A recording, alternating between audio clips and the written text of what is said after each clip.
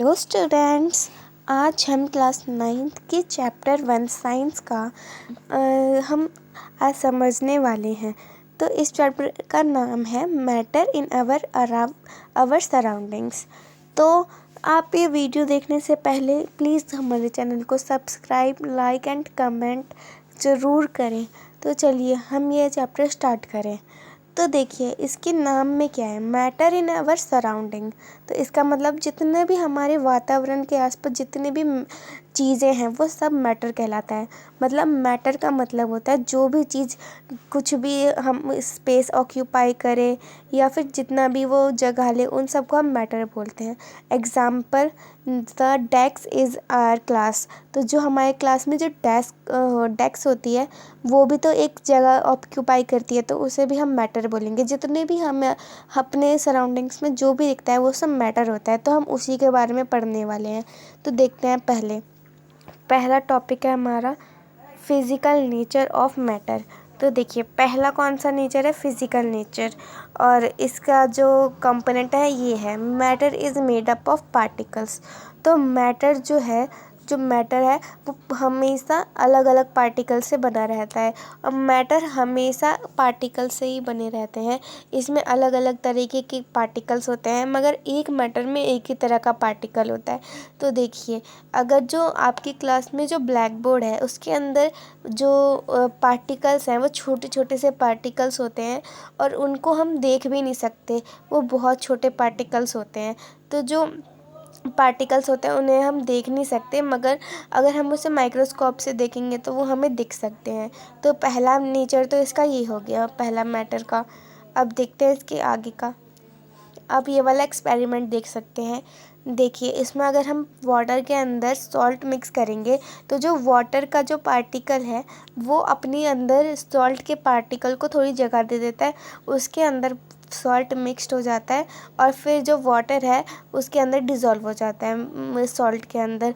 और सॉल्ट जो है वाटर के अंदर डिज़ोल्व हो जाते हैं क्योंकि उसके जो पार्टिकल्स होते हैं वो वाटर के अंदर डिज़ोल्व हो जाते हैं। इसलिए जो वाटर है वो उसके अंदर जो पार्टिकल्स होते हैं वो बहुत छोटे होते हैं, इसीलिए वो जो नमक के पार्टिकल्स होते हैं उसमें घुल जाते हैं। तो ये देखिए अब दूसरा जो है वो है, how small are this particles of matter. तो जैसा कि मैंने अभी आपको बताया जो पार्टिकल्स जो होते हैं सभी मैटर्स के बहुत स्मॉल होते हैं, तो उसी के बारे में अब आगे बताया जा रहा है। देखिए ये एक्सपेरिमेंट है। तो देखिए एक जार में आपने 100 मिलीलीटर का पानी लिया है और दूसरे में आपने थोड़ा सा ड्रॉप डाल दिया। आपने कोई सा भी हल्का कलर डाल दिया और फिर उसी कलर को आपने हर बाल्टी में आपको थोड़ा थोड़ा करके पानी डालना है। एक ड्रॉप ही डालना है, सिर्फ एक में, और फिर जो थोड़ा सा पानी है फिर उसमें डालते जाना है, दूसरे में, फिर दूसरे में। तो इस एक्सपेरिमेंट से आपको पता चलेगा जो छोटे से भी पार्टिकल से बहुत सारा कलर आपको मिल सकता है। तो ये हमें ये दिखाता है जो थोड़ा सा अगर हमने इसमें डाला और फिर उसको उसके अंदर पानी में मिलाया, फिर उसके अंदर इस वाले पानी थर्ड वाले में मिलाया और फिर थर्ड वाले को फोर्थ वाले में। 2 मिनट रुकिए। देखिए आप यहाँ पे देख सकते हैं, पहले हमने इस वाले में थोड़ा सा डाला और फिर जो इस वाले का पानी था उस हल्के से इस वाले पानी में इसका कलर थोड़ा सा आ गया और फिर जो इसका वाला कलर था वो थोड़ा सा इस वाले पानी में आ गया और फिर जो हमने इस वाले का कलर का जो डाला वो थोड़ा सा इसके वाले पानी में डाल दिया। तो आप देख सकते हैं जो ये वाला कलर है हमने इसकी सिर्फ एक ड्रॉप डाली थी और इस सब में ही थोड़ा थोड़ा कलर इसका आया है। तो आप देख सकते हैं जो इसके जो पार्टिकल्स है कितने स्मॉल है, जो ये सभी में आ गए। तो इस एक्सपेरिमेंट से हमें ये पता चलता है। तो आगे देखते हैं। ये वाला तो आपका इसी में कंप्लीट हो गया। अब हम ये वाला देखते हैं कंपोनेंट। तो characteristics of particles of matter. अब हम कैरेक्टरिस्टिक्स ऑफ पार्टिकल मतलब पार्टिकल के बारे में अब हम इसमें बात करेंगे। तो देखते हैं। तो देखिए particles of matter have space between them. तो जो पार्टिकल्स होते हैं मैटर के अंदर, उनके अंदर हल्के हल्के से स्पेस होते हैं, तो वो आपस में हल्के एक दूसरे के बीच में थोड़ा सा स्पेस होता है, तो उसके अंदर जो हम दूसरे सब्सटेंस का पार्टिकल्स डालते हैं या फिर वो आ जाता है, तो वो उसके अंदर अपने आप को जगह दे देता है, जैसे कि हमने वाटर और सॉल्ट वाले में देखा था। तो आप बोल सकते हैं जो particles of matter have space between them, तो यही है।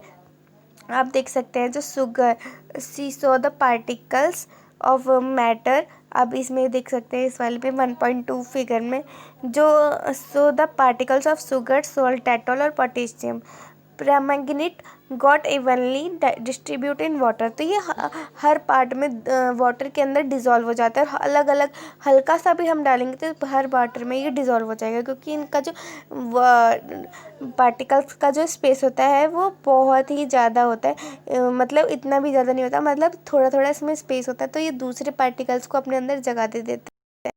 जैसे कि अगर आप कभी भी अगर आपने चाय बनाई या फिर कॉफ़ी या फिर आप नींबू पानी बनाते हैं, तो पार्टिकल्स ऑफ वन टाइप, मतलब जो एक टाइप का जो पार्टिकल्स होता है मैटर का, वो एक दूसरे में डिज़ोल्व हो जाता है, तो आप बोल सकते हैं जो इसमें बहुत सारा स्पेस होता है और यही आपको बताता है। अब यहाँ पे देख सकते हैं जो space between particles of other matter, तो ये अलग अलग मैटर्स में जो पार्टिकल्स होता है उसके अंदर बहुत स्पेस होता है, तो ये अलग अलग मैटर को अपने अंदर जगह दे देता है। तो this shows that there is enough space between particles of matter, तो आप बोल सकते हैं जो पार्टिकल्स ऑफ मैटर होते हैं उनके अंदर स्पेस होता है एक दूसरे के बीच में। तो अब आगे बढ़ते हैं।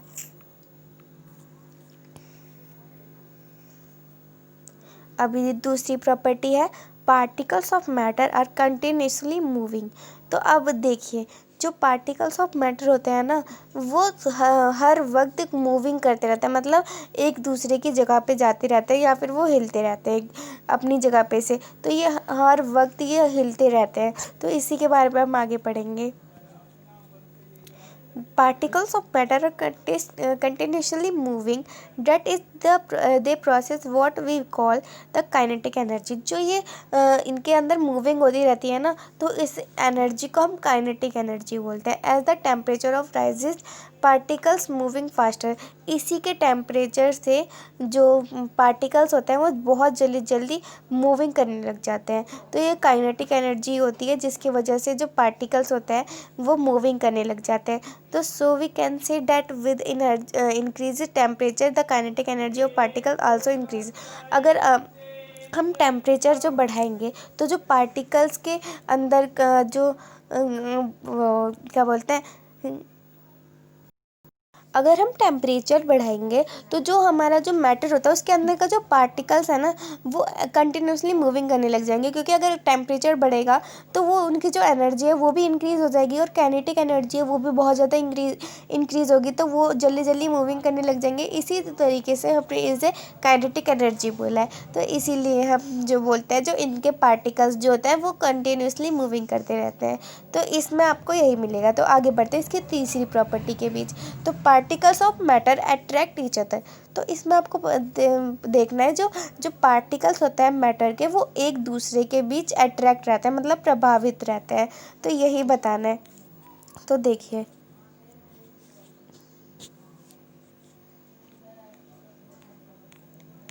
if considered we each student as a particle of matter, then in which group the particles had from the other with the maximum force, अगर आप देख सकते हैं जो जितने भी एक एक स्टूडेंट्स है वो एक पार्टिकल है मैटर का, मतलब जितने भी अगर हम स्टूडेंट्स हैं वो एक पार्टिकल्स ही हैं, एक एक पार्टिकल्स हैं हम एक मैटर के, और जो एक मैटर है मतलब वो है हमारा ग्रुप लीडर। आप समझ सकते हैं जो ग्रुप लीडर है हमारा मैटर, और उसके अंदर जो हम जितने भी ग्रुप के मेंबर्स आते हैं वो है हमारे पार्टिकल्स, तो इसका एग्जांपल है ये।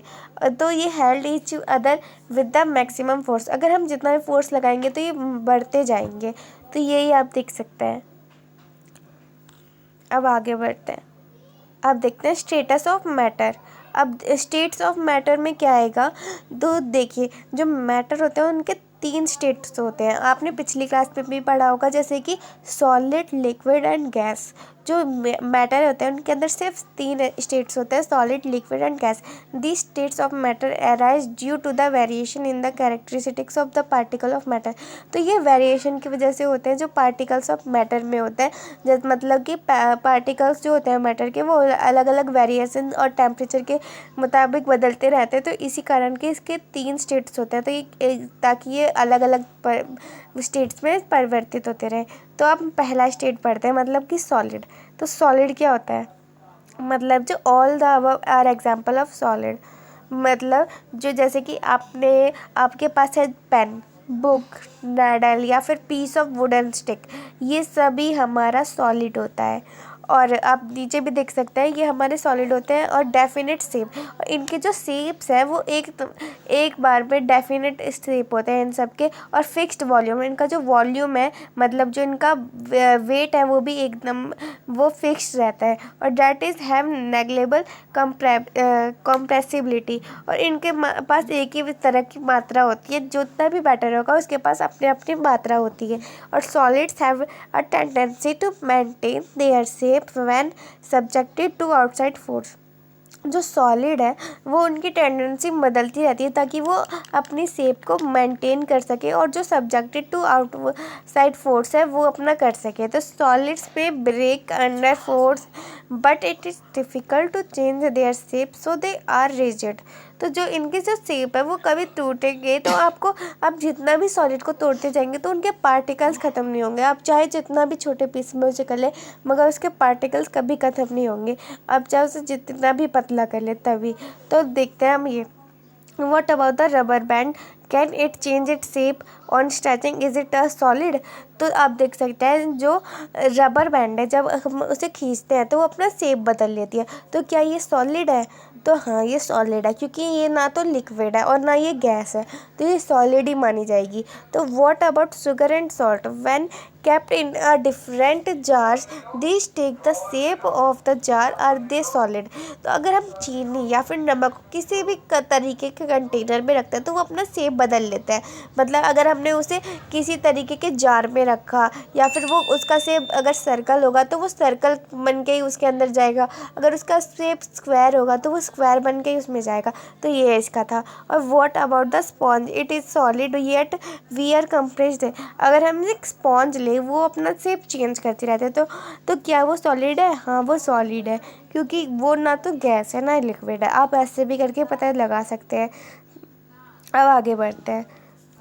अब मैंने आपको सॉलिड का बता रखा है, अब आप लिक्विड देखिए। सॉलिड में सिर्फ आपको यही बताना है सिर्फ। तो सॉलिड है वो सॉलिड आपको पता ही है, मतलब लिक्विड आपको पता ही है क्या होता है। लिक्विड मतलब जो लिक्विड है उसका जो आपको दिखेगा वो आपको पानी जैसा दिखेगा। जितने भी लिक्विड फॉर्म होता है वो वाटर से बने रहते हैं। तो हम देखते हैं fix the shape but have a fixed volume. इनके पास ना तो कोई शेप होता है ना कोई वॉल्यूम होता है, क्योंकि ये सॉलिड नहीं है। क्योंकि सॉलिड के पास तो शेप और वॉल्यूम दोनों ही रहता है, मगर इसके पास नहीं है। क्योंकि हम इसे जिस भी किसी में डालेंगे वो उसी का शेप ले लेगी। अगर हम इसे बाल्टी में डालेंगे तो ये बाल्टी का शेप ले लेगी, या फिर अगर हम इसे मग में डालेंगे तो ये मग का शेप ले लेगी। तो इसका कोई फिक्स्ड शेप नहीं है, इसीलिए हम इसे लिक्विड बोलते हैं, क्योंकि ये वाटर की शेप है और वाटर तो कभी कोई शेप लेती ही नहीं है। तो हम आगे बढ़ते हैं। तो ये है they take up the shape of the container. जैसे कि मैंने आपको बताया जो कंटेनर जिस हिसाब से होगा ये अपने हिसाब से वो जो इसका शेप है वो चेंज कर लेगी। आगे बढ़ते हैं। जो हायर दैट सॉलिड, मतलब जो the rate of diffusion is of solid is higher than of liquid. जो आपको दिखेगा जो लिक्विड का जो डिफ्यूज़न का रेट है वो सॉलिड से बहुत ज़्यादा है। अगर आपने देखा होगा कभी भी आपके घर में जो परफ्यूम है वो लिक्विड होता है, अगर हम उस लिक्विड को कहीं पे भी छिड़कते हैं तो वो पूरे घर में फैल जाता है। अगर वो सॉलिड होता तो क्या वो फैल पाता? क्योंकि सॉलिड तो बहुत ज़्यादा वो हार्ड होता है और लिक्विड जो वो तो हर जगह फैल जाता है। तो अगर हम देखेंगे जो लिक्विड की मात्रा है वो सॉलिड से ज़्यादा है डिफ्यूज़न के वक्त में, क्योंकि डिफ्यूज़न का मतलब क्या होता है? डिफ्यूज़न का मतलब होता है फैलना। तो जो लिक्विड है वो ज़्यादा जल्दी फैलता है और सॉलिड नहीं फैलता, इसीलिए जो लिक्विड की मात्रा है डिफ्यूज़न पे वो ज़्यादा है। तो यही आपको देखने को मिलेगा। चलिए अब तीसरे स्टेट के बारे में बात करते हैं। The gaseous state. अब गैसियस स्टेट तो आपको पता ही होगा, जैसे कि गैस होते हैं हमारे इन्वायरमेंट में, बहुत सारे गैसेस होते हैं, उन्हीं को हम गैसियस स्टेट बोलते हैं। जितने भी तरीके के गैसेस होते हैं, मतलब कि अगर आप कोई बैलून ले लो, उसके अंदर आप हवा भरोगे तो उसके भी तो हम गैस बोल सकते हैं। The larger number of balloons from a single cylinder of gas. अगर हम देखेंगे अपने घर में सिलेंडर है, उसके अंदर भी बहुत सारी गैसेस का मिश्रण होता है, उसी को हम गैस बोलते हैं। तो अगर he is able to fill from one cylinder, मतलब जो सिलेंडर के अंदर जो गैस होती है वो बहुत ज़्यादा, उसके अंदर ही सारा वेट होता है, तो वो जो गैस है उसके अंदर बहुत वेट होता है, और वो जो गैस होती है उसको हम बहुत सारी मात्रा में इसे बांट भी सकते हैं। जैसे कि वो जो हमारे घर में जो गैस जलती है वो कौन सी गैस होती है, एलपीजी गैस, जो सिलेंडर के अंदर डलती है। तो that we get in our home for cooking, और oxygen supplied to hospital cylinder is is compressed gas, but the natural gas CNG is use to fuel this days in vehicle. तो आप देख सकते हैं जो गैस होती है वो अलग अलग तरह की होती है। जैसे कि हमारी किचन में है वो एलपीजी गैस होती है, और जैसे कि टायरों में हवा भरी जाती है, या फिर जो गैस होती है सीएनजी, जैसे कि कार के वक्त में काम आती है, उन सबको हम सीएनजी गैस बोल सकते हैं। तो आपको ये सब तो समझ आ ही गया होगा। आगे बढ़ते हैं। आप ये देख सकते हैं, effect of change it's state of temperature, effect of change of temperature. अगर हम इसको हम शॉर्ट में भी बोल सकते हैं, जो अगर हम इसका टेम्परेचर बढ़ाएंगे तो जो इसका जो इफ़ेक्ट है वो बहुत ज़्यादा होने लग जाएगा। तो आप देख सकते हैं जो दो एक्सपेरिमेंट है, तो पहले हमने एक बीकर लिया, उसके अंदर हमने थोड़ा स्टीयर मिला दिया, और बीकर के अंदर वाटर था, और हमने उसे बर्न किया, और उसके अंदर हमने थर्मामीटर लगा दिया। तो जो जो आइस ऑफ वाटर था, मतलब जो आइस था वो बहुत जल्दी पिघल गया, और conversion of water in vapour, और जो पानी था उसने वेपराइज करना स्टार्ट कर दिया, वो वाष्प बन के उड़ गया। तो फिर हम बता सकते हैं जो टेम्परेचर की वजह से वो पानी जो आइस जो था वो लिक्विड बन गया, और लिक्विड बन के वो जो वाष्प गया ऊपर, मतलब जो वेपराइज हो गया वो गैस बन गया। तो हमने यहाँ पे तीनों चीज़ें देख लिए। हाँ, पहला हमने देखा वो पहले तो सॉलिड था, मतलब आइस था, और जैसे हमने उसे गर्म किया तो वो वाटर बन गया, मतलब लिक्विड, और जो लिक्विड था वो जब वेपोराइज हो गया जलने के बाद तो वो गैसियस बन गया। तो हम इसका ये बहुत अच्छा एग्जांपल है, आप ये देख सकते हो। तो ये वाला देखिए, can matter change it's state. जैसे कि मैंने आपको बताया जो मैटर जो है अपना स्टेट चेंज कर सकती है, तो इसके एग्जांपल भी है। जैसे कि सॉलिड एज आइस, जो आइस है वो अपना जो चेंज है स्टेट वो किस में करती है, सॉलिड में। और liquid as the familiar water, and gas as vaporise. जैसे कि मैंने आपको इस पूरे एग्जाम्पल में यही बताया, जो पहले सॉलिड फिर लिक्विड फिर गैस, तो इसमें भी आपको यही एक्सप्लेन किया गया है। तो अब आगे बढ़ते हैं।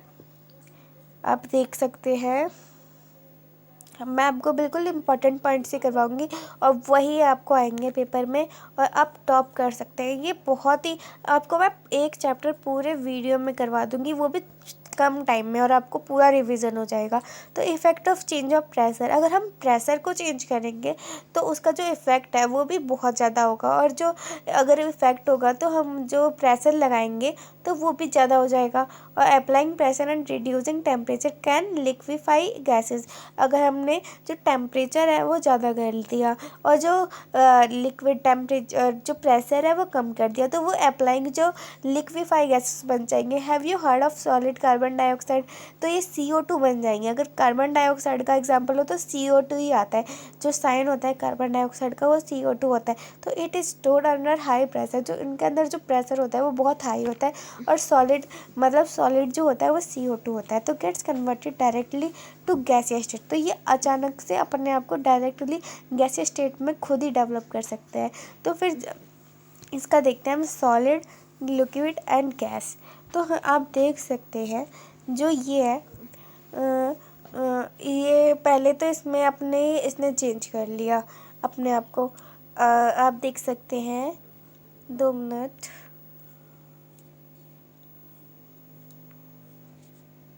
देखिए, जो inter conversion of 3 states of matter, जो ये अपने आप को कन्वर्ट करते रहते हैं, अपने आप को स्टेट्स में कन्वर्ट। पहले ये सॉलिड होते हैं, फिर लिक्विड बन जाते हैं और फिर गैस। तो जो लिक्विड है ये सॉलिडिफिकेशन बन के मतलब वेपोराइज होकर लिक्विड बनता है। मतलब अगर हम इसे हीट करेंगे तो ये लिक्विड बन जाएगा। अगर ये वेपोराइज होगा तो ये कन्वर्ट हो जाएगा गैस में। अगर हमने गैस को करा है इसमें तो ये इवोपरेशन हो जाएगा, डिपोजिशन हो जाएगा।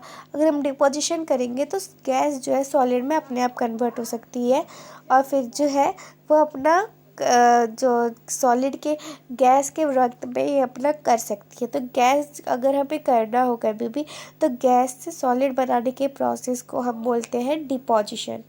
क्या बोलते हैं? डिपोजिशन। ये आपको याद रखना पड़ेगा। तो देखिए ये जो डिपोजिशन है ये जो गैस को सॉलिड करने में बहुत काम आता है। तो ये जो क्वेश्चन है आपके एग्जाम में बहुत बार आएंगे, जो process of which substance to make gas to solid, तो आपको लिख देना है डिपोजिशन। तो ये क्वेश्चन बहुत बार आते हैं एग्जाम में, तो आपको इसका याद रखना चाहिए और ये बहुत मार्क्स के क्वेश्चन आता है तो आपको इसे एक्सप्लेन भी करना होगा। तो इवापोरेशन, इवापोरेशन क्या होता है? इवापोरेशन क्या होता है? इवापोरेशन वो होता है जैसे कि हमने, आपको पहले भी पता है, जो अगर हमने सॉलिड को लिक्विड में कन्वर्ट किया और लिक्विड को गैस में, तो लिक्विड के जो गैस में कन्वर्ट होने को हम बोलते हैं ना, उसे हम इवापोरेशन बोलते हैं। आपने देखा होगा जो अगर आप अपने छत को, आपका छत अगर गर्म हो, अगर आप उस पर वाटर स्प्रिंकल करते हो तो वो इवापोरेशन बन के उड़ जाता है और जो पानी है वो धीरे धीरे गायब होने लग जाता है। तो इसका मतलब वो इवापोरेट हो जाता है गैस या स्टॉर्म में। और जो आप देख सकते हैं, अगर आपने अपने घर में पानी बॉईल कर रहे हो, अगर आपने उस पर ढक्कन लगा दिया बहुत देर के बाद, अगर पानी बॉईल हो गया, अगर आपने उस पर ढक्कन लगा दिया तो अगर आप ढक्कन को उठाते हो तो ढक्कन के नीचे बहुत सारी परतें आ जाती है, मतलब पानी की बूंदें होती है, तो वो इवापोरेशन ही होता है, जो वाष्प बन के उड़ने लग जाता है। तो उसी को अगर हम बोले तो उसको ही इवापोरेशन बोलते हैं। तो इसका ये बहुत ईजी है, आपको ये 2 मिनट में हो जाएगा। तो इसका मतलब आप शॉर्ट में भी बोल सकते हैं, जैसे कि मैंने आपको ये पूरा समझाया। अगर आप वीडियो पॉज करके बार बार सुनेंगे तो आपको ये 1 मिनट में आ जाएगा। इसका मतलब यही होता है, जो लिक्विड को जो गैस में कन्वर्ट करने को ही हम इवापोरेशन बोलते हैं। इसके बहुत सारे फैक्टर्स भी होते हैं, आप इसे यहाँ पे पढ़ेंगे तो आपको पूरा याद आ जाएगा। तो अब हम देखते हैं इसके फैक्टर्स क्या होते हैं। Factors affecting evaporation. अब हम देखते हैं जो इफेक्टिव इवापोरेशन के फैक्टर्स क्या होते हैं। तो पहला फैक्टर है हमारा, देखिए पहला फैक्टर है हमारा an increase of surface area.